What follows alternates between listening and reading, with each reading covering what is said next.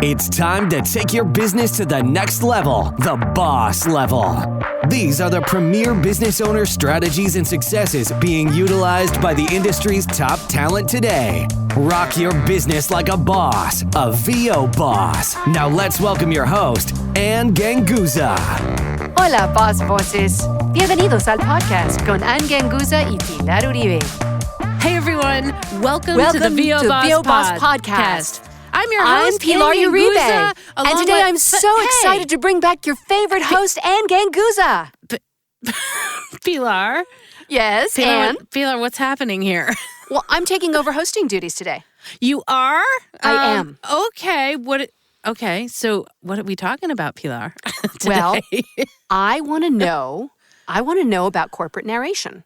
I want to know how you got into the business because that's something that I have not done very much of. My world is all about commercials and video games and auditioning, and I've done audiobooks, but I don't know very much about corporate narration or ELearning, and I would like to know how you got into that end of the business. First of all, thank you. I love corporate narration. I love talking about it. Any kind of narration, actually. I'm geekily excited by it. Geekily excited about it? Okay. Geekily excited about it. I will remember that. And I'm going to say I have corporate experience after I graduated. For those that don't know, I have a degree in computer graphics engineering. And so when I graduated college, I was an engineer for a biomechanical firm and designed hip and knee prosthetics.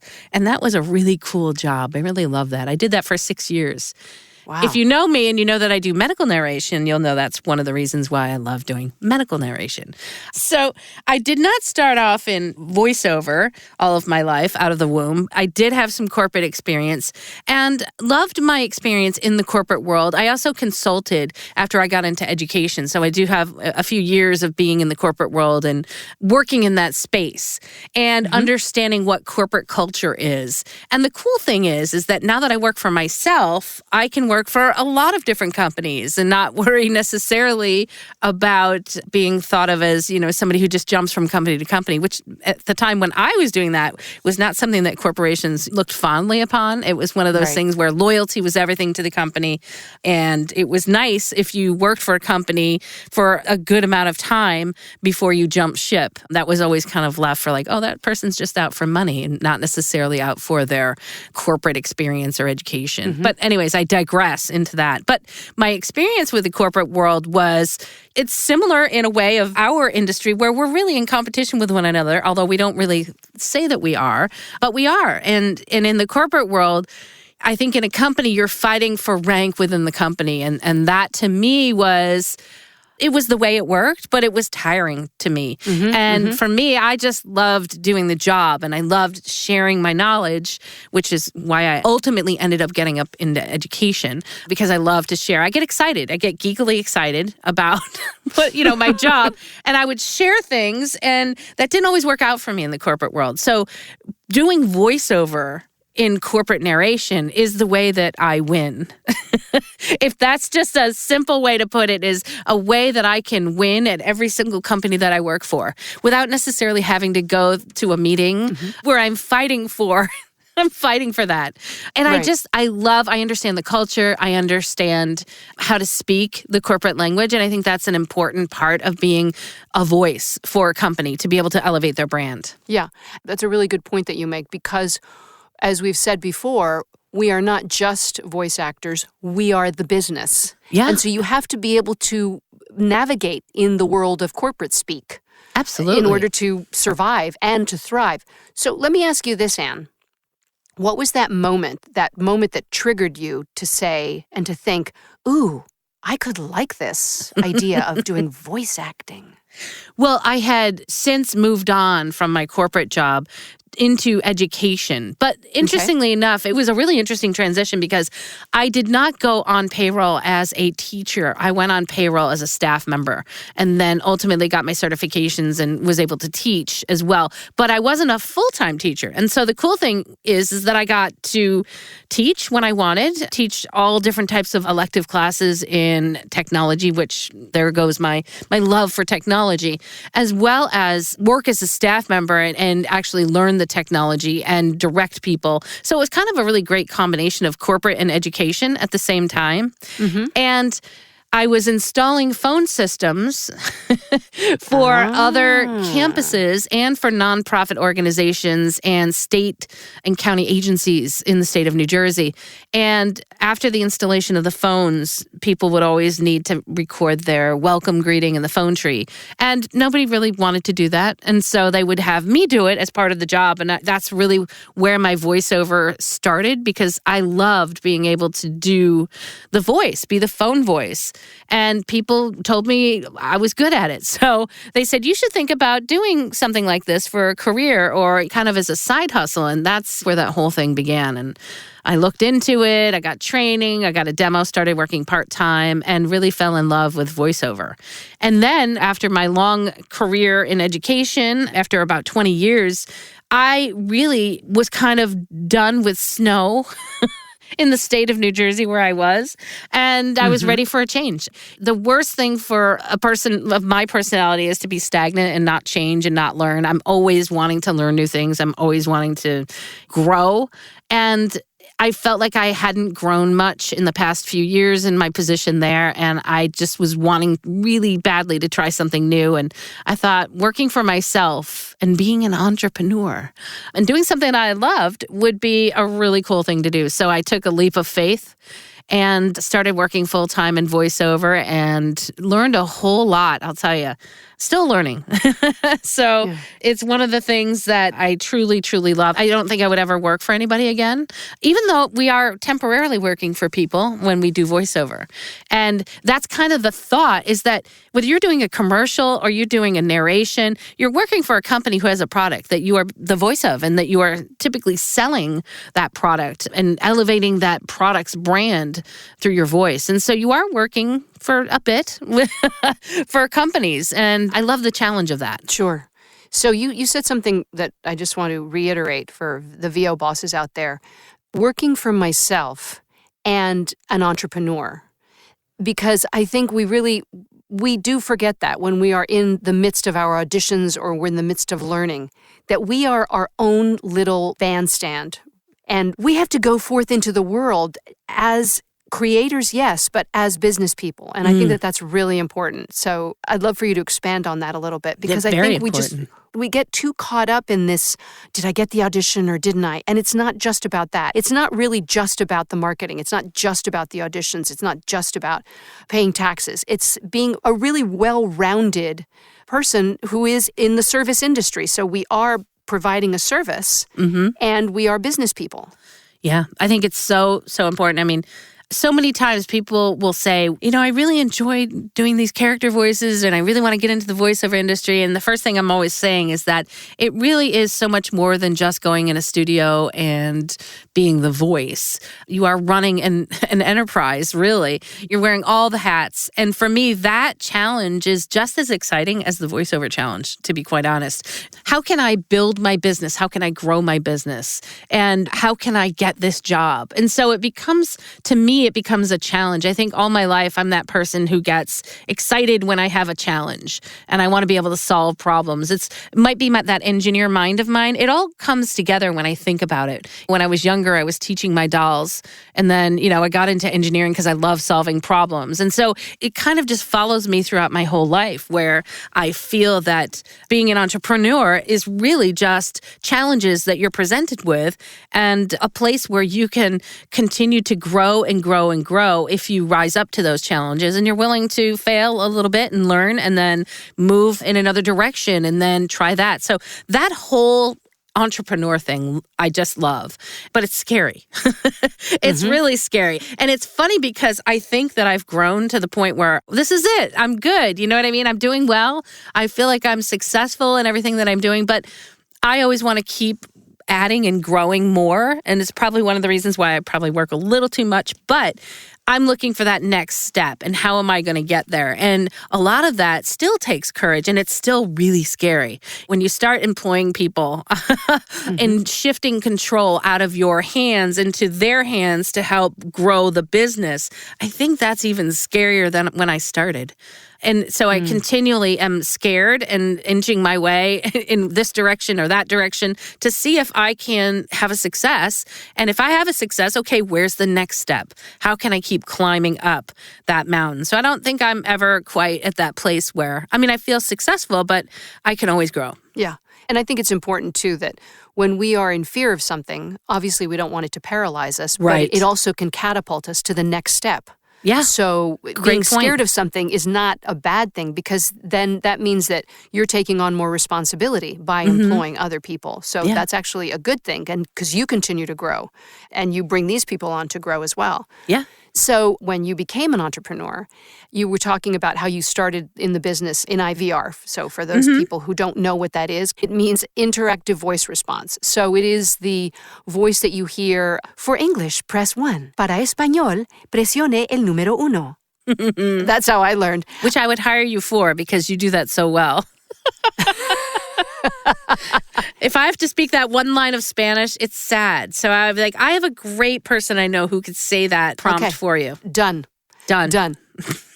So you're coming from this background of education and technology. Yes. So what makes you think, I could do this corporate narration? And how did you branch out then into e-learning, for example? What propelled you to move into those areas? And explain the difference as well. Well, I think for me, they're similar. When I started, it's a large market, the corporate market, because as I always say, there's 30.4 million registered companies in the U.S. And all of those companies have a service or a product that they want to tell the story. And they probably all have a website that has a video or a YouTube channel that requires a voice to explain what that service or product does. And I think because of the sheer size of that market, that's where a lot of the jobs in my early years kind of came from. And actually today, that's a large majority of what I do. I love the fact that I've had the corporate experience to understand the corporate speak. There is corporate speak pretty much in every piece of corporate copy that you look at. And if you understand that, if you understand where you can start driving a story from, that helps you to voice it more effectively. I think in the beginning, I started doing these jobs for companies that I didn't think much about in the beginning, but as I started to do more and more of them, of course, I wanted to grow and improve, right? I didn't want to just be a narrator that would read the words off the page. It really became to me like, how can I tell this story? Because I know that this company has a deeper meaning behind it. When I did work out of college, when I worked at the orthopedic company that I started with, I was employee number 206. And as employee number 206, and it's funny how I just remember that to this very day, 206, I loved the product. I believed in the company. I loved the product. And I was ecstatic that this product that I had a hand in creating would help people to walk again. And for me, that was the passion. And that was when I would go to meetings and we would discuss new products and that sort of thing. And some of the meetings became like hours long, not because we were discussing products, but because people were fighting with their egos to say, I did this product or this product is not where it should be because of this person. I just got really frustrated. And I'm like, can't we all just love what we're doing and be joyful and share in it? And that was probably a young, naive sort of a way to look at it. But I still remember the joy and the excitement of being a part of creating something that could help people. And that's the attitude that I take with every corporate project because every person who ever started a company, look at us, right? We have our own companies. We are entrepreneurs. We believe in the product. We believe that we can be a great voice and make a difference and affect others.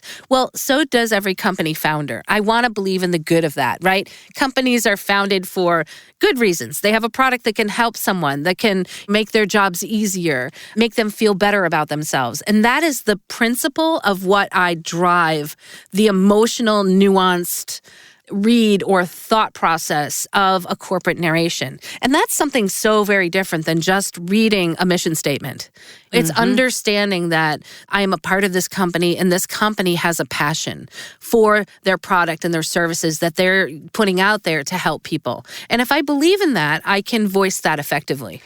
That's so important what you just said, Anne. And I think we don't do that enough. I mean, I can speak for myself only, is when we are, even in an audition, because getting the job, great, wonderful. But even in audition, if you put yourself in the shoes of, I am part of this company as I'm describing this product, and I'm fighting for this product to get released instead of, I'm just reading copy. That will make a difference. That will make a difference in what you're feeling and ultimately what you are communicating through your voice. Sure, absolutely. So I think that's super, super important. Yeah. So tell me the cousin, the second or the third cousin or the sister. The e-learning. Yes. Well, okay, so being in the education, starting off as a small child, as we've mentioned before in the podcast, teaching my dolls, and being in education, even though I was on payroll as staff, I still taught classes, and I still taught classes at night. I taught adult continuing ed. I taught college. I was adjunct professor. And I just have a love for sharing my knowledge with others. And I think that again, is a big reason as to why I do e-learning quite a bit. And I'll do corporate e-learning because I was a corporate trainer as well as training for students for many, many years. And so the e-learning industry, so again, if you're thinking e-learning, I always divide it up into two different categories. You've got educational e-learning, academic e-learning, and then you've got corporate training. And they're two very different buyers. Understanding the educational market, I know that the academic e-learning, it's noble, it's wonderful, it's honorable, and I'm proud to be a part of that or have been a part of that. But unfortunately, budgets aren't always there. Academic institutions aren't saying, let me pay Anne Ganguza $10,000 to voice this curriculum. It's just they don't have necessarily that type of resource typically. And so it's harder to do that type of e-learning. However, it's very necessary. And I do believe, just like in corporate, in e-learning, you've got to be a passionate teacher. I mean, if you think back to who your favorite teacher is, what were the qualities of that teacher? I think a lot of times people will tell me they were passionate about their topic. They were excited, they were enthusiastic, and they wanted me to learn. And that's, again, a type of emotion and nuance that you can put behind any e-learning copy that you read and that you voice. And the other aspect or the other wing is not just academic e-learning, but corporate learning or corporate training. And the cool thing about corporate training is, again, you've got the 30.4 million registered companies that probably train their employees. And if they don't train their employees, they also train, or most of them do train their employees, right? They also train people on their product. So you've got kind of an internal facing training as well as an external facing training that they do on their products. And so again, that is a huge, huge market. And I think that for that market, again, you've got to be that great teacher. It can't just be that person that is reading the material. However, that's what we've done, a lot of us, for many, many years, is simply read academic material. And the way I look at it is some people will pay for that. Nobody will not pay you for reading the material, but I think there's other types of clients that will pay you for a really engaged read as a great teacher. You've got to keep people entertained for longer than a minute, right? That's one of the biggest differences between commercial or promo. I mean, you're doing this for more than a minute. And with today's attention spans, you have to really work hard to keep people's attention and focus because there's so many distractions. Like, look at, I just got a text. And so your voice has to be, you're like the Pied Piper of e-learning. Your voice has to be audibly raised and in the ear of your listener. And you need to make it easy and engaging for them to learn from you. Yeah. And it's so important what you're saying about being in the moment while you're reading. Yes. Because absolutely, you are providing, as the voiceover actor, you are providing a service to the person who's listening because they're being paid to learn. So it behooves them to learn from what you're saying. So you have to really engage the person who's on the other side of those headphones, that's listening to you, because You want them to do better because that's basically why you're there in the first place. And so going back to that whole idea of being part of the company, part of the training, I think helps a lot when you're in the reading of the copy. And that's where the acting comes in too, right? Because you can't just read the words off the page. You're the one that's making them come alive. So you need to kind of understand what those words are and to be able to tell the story. And there's a story in corporate narration as much as there's a story in teaching, right? We learn through stories, the easiest through stories. And so even if the corporate copy or the e-learning copy doesn't necessarily tell a story directly, there's an underlying introduction, main topic switch, crescendo. I always call it a crescendo, a learning moment, right, where the light bulb goes off. And then it's wrapped up in a nice little conclusion. So every piece of copy that's written like that, you have to dissect the copy and understand those moments, understand those crescendos, understand the purpose, the introduction, the wrap up, so that you can tell that story effectively. It's so much more than just reading. It's so much more than that. Oh, it's like a little 3-act play. Yeah, absolutely. Yeah. I mean, it goes back to Chekhov. It goes back to Shakespeare. Yep, I mean, you're basically telling a story. It's not about the words. It's about how effectively can you tell this story. Yep. So the person on the other end goes, oh, okay, that person's making a great point, and will retain that information. And I'm so passionate about that. It's interesting that I have people who just never thought of it that way. And the thing of it is I'm going to be real here. I think probably everyone does narration, whether they admit it or not.